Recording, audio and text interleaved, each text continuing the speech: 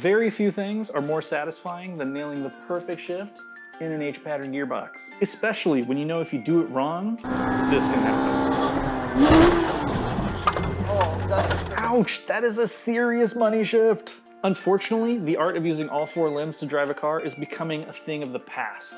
Thanks to the ever-increasing amount of terrible traffic, the invention of lifeless, gutless, continuously variable transmissions, flappy paddle gearboxes that are arguably a little faster than a stick shift, click, click, click, click, the rise of electric cars, which only have two settings, forward and backwards, and all the lazy drivers opting for the automatic transmission from the factory. You'd think that the death of the classic manual transmission is all but assured. Thankfully, there are still a few brands making enthusiast dreams come true. Sadly, you won't find the new mid-engine C8 Corvette on this list, or any McLarens, but you will find out what we think are the best new cars still offered with manual transmissions. And since no one watched the last video I made on this channel, nice to meet you. I'm the Squid, newest member of the Ideal fam. And without further ado, let's go!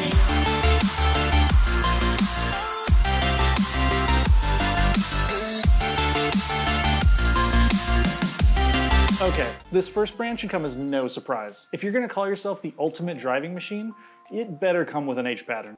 And the best options for shifting gears in the BMW this year are definitely the M2 and M4. True driver's machines with refined chassis design and roaring power bands. Both M cars have an option of a dual clutch 7-speed automatic, which is a decent choice. But the buttery smooth 6-speed manual H-pattern gearbox is gonna be a much more fun way of delivering the over 400 horsepower these beauties have on tap. And if you're good with a gear shift, you're gonna hit 60 miles per hour in just about 4 seconds. Now, of course, these M-Class Bimmers are not cheap. With the M2 starting at $58,900 and the M4 coming in around $69,000, which of course is a lot of dough, but BMW M cars have been known to regularly outperform cars double their price. Okay, we started this list off with a banger, but we're only getting started. I have a cat and I'm allergic to it. That's a dumb decision that I made.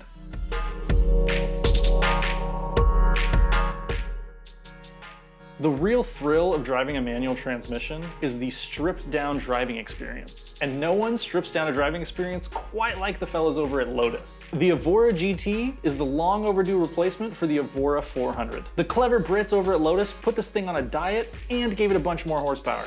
And of course, made sure that it had an optional 6-speed stick shift. Lotus sourced the power plants for the Evora GT from Toyota, which was probably a good idea. Ask me about my Land Rover's British engine reliability. Anyway, the Toyota 3.5-liter V6 comes supercharged from the factory at 8.6 psi, making a staggering 416 horsepower. This is one fast British invasion, making super quick work of 0 to 60 in just about 3.8 seconds. But pure, straight line speed has never been what Lotus is about. Their cars are always engineered with apexes in mind. That's why the Evora GT generates 141 pounds of downforce from its aerodynamic body lines, and sits in a featherweight class at 3,100 pounds if you opt for all the carbon fiber options. The Evora GT is capable of pulling 1.04 G on the skid pad, and coming to a stop from 70 miles per hour from a mere 148 feet. The Evora GT is a raw, classically British driving machine starting at $97,000. Wait, $97,000? Shouldn't stripped down race cars be cheaper? I mean, there's less in them.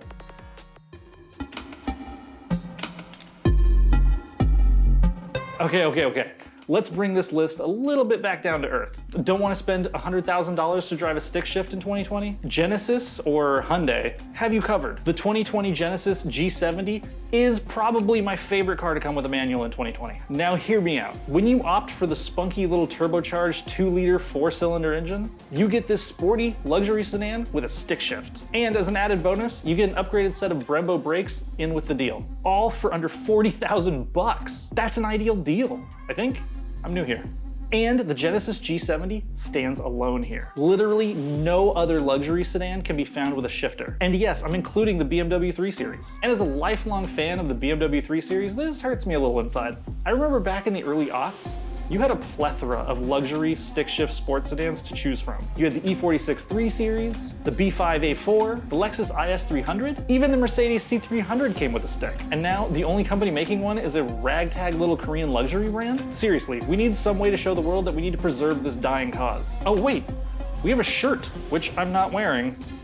Awkward. But don't be like me. Grab a link up here and stand strong with your brothers in arms to save the manuals. All right, on that note, ideal question of the day. Are you all for saving the stick shift, or have you already moved on to 8-speed automatics and fancy paddle shift gearboxes?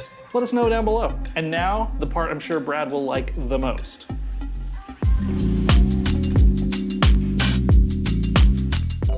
Porsche is probably the manufacturer with the most stick shifts on the road today. Customers grab the H-pattern gearbox on some models of Porsche over 70% of the time. On offer with a shifter this year is Porsche's 718 lineup. The 718 moniker is a throwback to the Porsche 718 RSK from the late 50s. And the 718 Cayman, Boxster, and Spider sport turbocharged, horizontally opposed 4 cylinders, with the power to get you to 60 miles per hour in under 5 seconds. While the spicier Cayman GT4 loses the turbos, it adds 2 more cylinders to the soup and cranks the horsepower up to 414. But no matter what 718 model you choose, almost all of them come with an optional shifter between the seats. And new for 2020, you can row your own gears in the 992 line of 911s. The Carrera models pony up 450 horsepower. And if you're quick enough with that 6-speed, you can hit 0 to 60 in about 3.8 seconds. Sure, that's 0.3 seconds off the PDK times, but who cares? You're a driver. Drivers don't care about tenths of a second. Oh wait, yeah they do. Anyway, the Porsche on the list that has the 70% manual transmission adoption rate, that is of course the track-bred 911 GT3. Sure, the PDK and the GT3 might shave a couple tenths off your lap times, but I'd take the thrill of throwing gears in a roll-caged Porsche race car over flapping some paddles with my fingertips any day. What?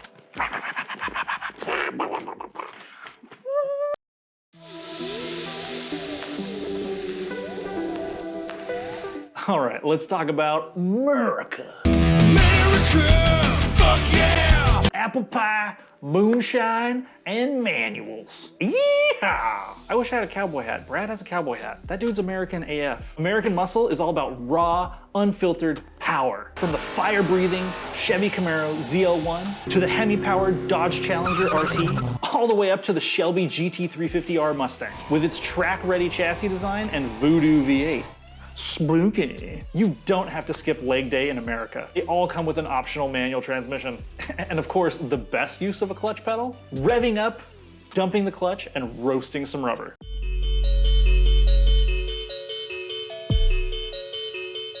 Okay.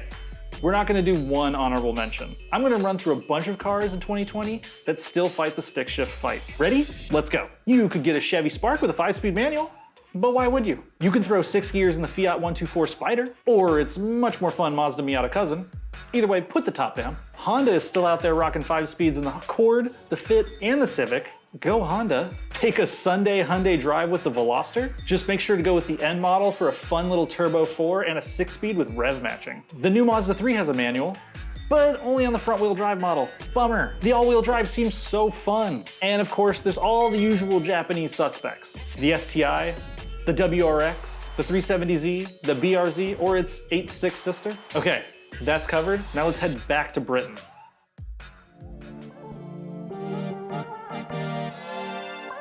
Now, the Vantage AMR is my ultimate pick because Aston Martin really went above and beyond when they created this 7-speed manual transmission. You see, they created a technology they call AM shift, which, when turned on, will mimic a driver utilizing heel-toe technique as they downshift through the gears. A technique that has a lot of benefits and is not easy to master for us mere mortals. This technique gives you smoother downshifts, not upsetting the car's dynamics as you enter a corner. And heel-toe can keep your engine in the power band so that you can get back up to speed as you exit the corner. This technology even unlocks full throttle upshifts, otherwise known as power shifts or flat shifts, for faster running through the gears, and there's controls in place to keep the engine from over-revving. And the AMR is not just on here for its fancy transmission. The Vantage AMR is 209 pounds lighter than the Vantage it's based on, thanks to its manual transmission and some ceramic brakes. And the weight balance is now a perfect 50-50. Horsepower-wise, it's unchanged. It's still a stellar 505 horsepower. But somewhere along the line, it lost a bit of torque and only hit 0 to 60 in 3.9 seconds, which by $208,000 supercar standards is nothing special. Still, it's a slick, loud, fast, and fancy British supercar with the most high-tech gearbox on the block. And it might just be what the world needs to get some love for the manual transmission going again. So, There you have it. Despite all the naysayers and lazy drivers picking automatics, the manual transmission is still going strong in 2020. And if we enthusiasts keep demanding sticks in our cars, automakers might not have so much fear about making manual transmissions an option in the future. But you know what you should fear? Owning one of these cars. Or if that's too scary, let YouTube make your decisions for you over here. Either way, smash that like button and subscribe to Ideal Media so that we can all keep living that ideal lifestyle. I've clearly never driven a car before.